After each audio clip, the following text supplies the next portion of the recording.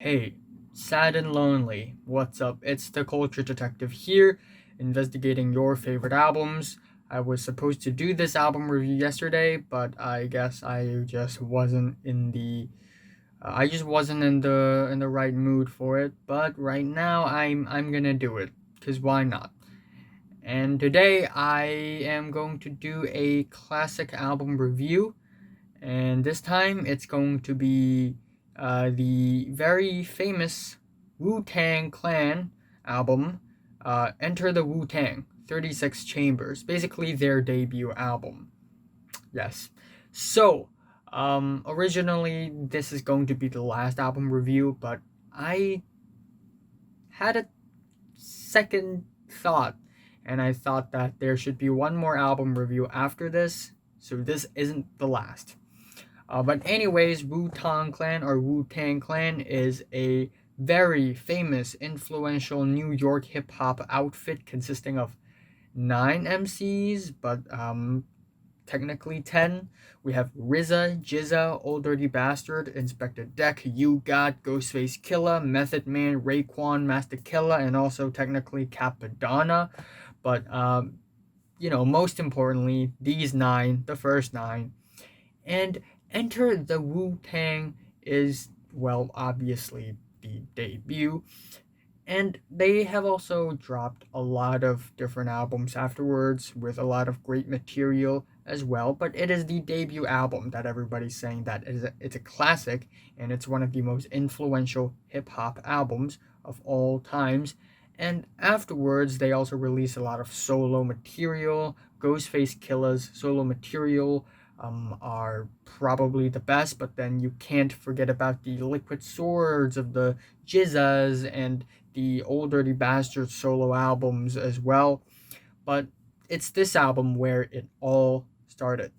So, 1993, uh, not that developed, not a very developed stage in the world of hip hop. Well, if you compare it to now, of course, and it's the early 90s where when it starts to evolve from the golden age of hip hop where Sugar Hill Gang started to rhyme words on drum beats, then developing more into acts like Slick Rick, Public Enemy, De La Soul, and A Tribe Called Quest, especially A Tribe Called Quest in the East Coast, also very influential. And then in the West Coast, hip hop is also starting to rise with NWA, which also consists of Ice Cube and Dr. Dre, of course. And then sooner or later, we also have Tupac, who is also extremely influential. But back to the East Coast, we also have Biggie and Nas.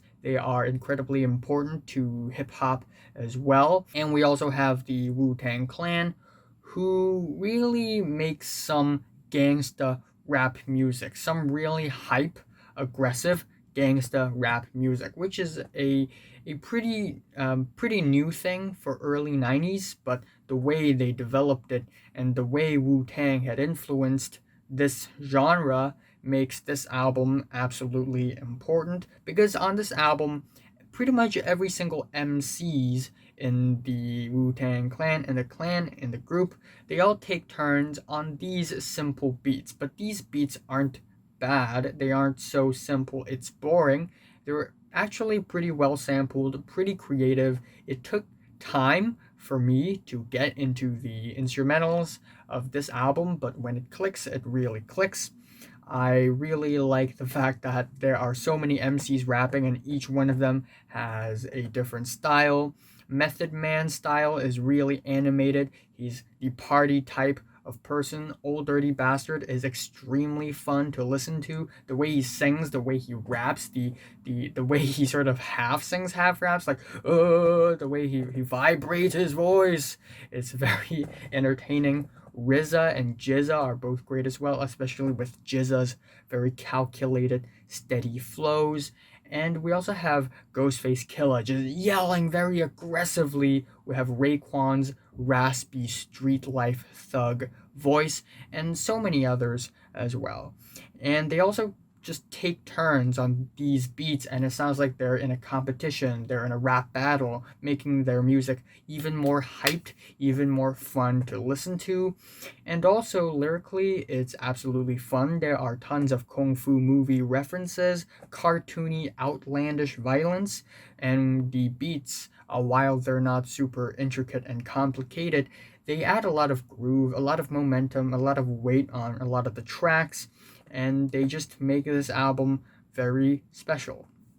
So I'm gonna go through all the tracks. Starting off, we have the opener Bring the Ruckus, which starts off with some punching and shouting sounds sampled from a kung fu movie, and the way gangs are associated with kung fu is just really cool, especially when it is around hip hop. It just sounds like listening to the album sounds like we're listening to a bunch of rapper ninjas, and that's just really fun. But back to Bring the Ruckus, it's a pretty humble start instrumentally, but very aggressive start in terms of rapping, because Ghostface Killer hops onto the track and his performance is absolutely aggressive and loud and over the top. We get some loose, disjointed jazz samples, some atmospheric low-key instrumentals backing the rapping, but it's the rapping that takes the spotlight, and especially when one of the lines is Wu-Tang Yo Soo represent. It's really fun. And then up next we have Shame on a Brother.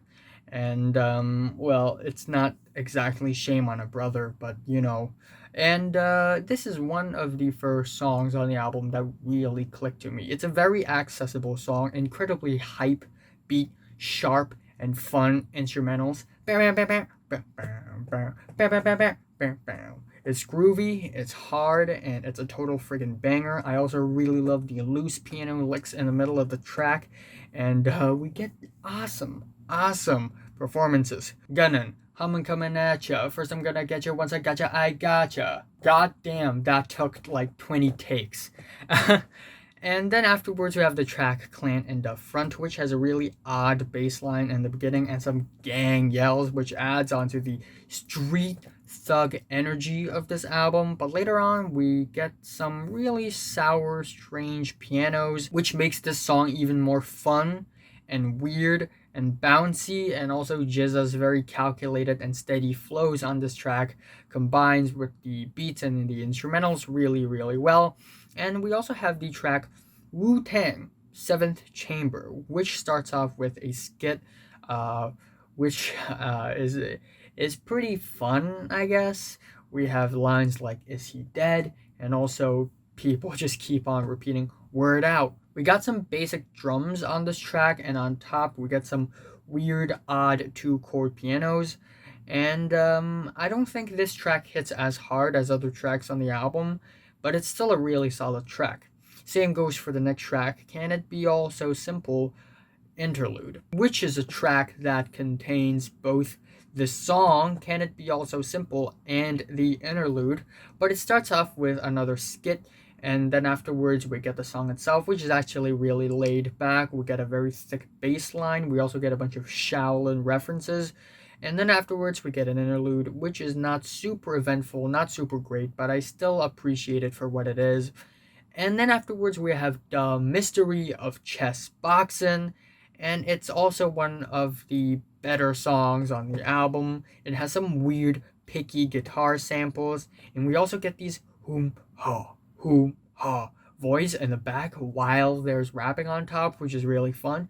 And then Old Dirty Bastard hops in, and oh my gosh, his flows are crazy. He's super ahead of its curve. He's yelling in a very raspy fashion. It almost sounds like he's a rabid dog, especially when he goes dang dang dang. It's really fun. We also have Wu-Tang Ain't Nothing to Fuck With, which is one of my favorite tracks on the album as well. The gang courses, the shouts, the collective shouts adds a lot of energy onto the album. The fun, bouncy bass and the catchy soul hums are a fantastic combination. Wu-Tang Clan ain't none to fuck with. It's a really cool song, and Inspector Deck's verse is awesome. Totally underrated. And afterwards, we have C.R.E.A.M, C-R-E-A-M, which is an anagram for cash rules everything around me. Cream, get the money, dollar, dollar bill, y'all.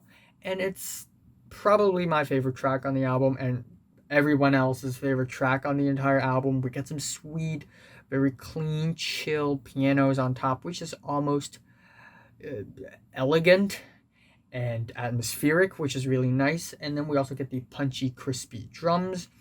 And this song, instead of being a glorification of greed, it's actually a very grim depiction of growing up poor and having to use illegal methods to attain money. Please. People are just going in and out. Anyways, this song is an instant classic. I love this song. We also have the track Method Man up next, which is also fantastic. The little sketch in the beginning has some really crazy, outlandish violence involving torture, and it's friggin' crazy. We got some really freaky pianos on this album, a super duper animated performance where in the middle of the song, Method Man just starts singing, and it still fits with the instrumentals and the beats really, really well. We also have the track Protect Ya Neck, which has some loose, low-key pianos, some atmospheric instrumentals, but what really carries the song are, of course, the rap verses, especially for RZA and GZA's verses. They are fantastic. And then we have the track Tearz, which samples, very specifically, the old soul song After Laughter Come Tears, and it's actually really well sampled. And this track is, I guess, the saddest track on the entire album, because basically this track is about friends and family members dying after making bad decisions, like unprotected sex and refusing to give money when getting robbed. And it's one of the sad tracks on the album, yes. And the album ends off with Wu-Tang Seventh Chamber Part 2 and conclusion, and it is a pretty unapologetic ending. We get some loud, thick, noisy bass for the instrumentals, which is really cool and complements with the rapping. And afterwards, we also get an ending conclusion, which wraps up the album really well, ties into the whole Shaolin Kung Fu concept of the album, I guess, style, aesthetics of the album, I guess.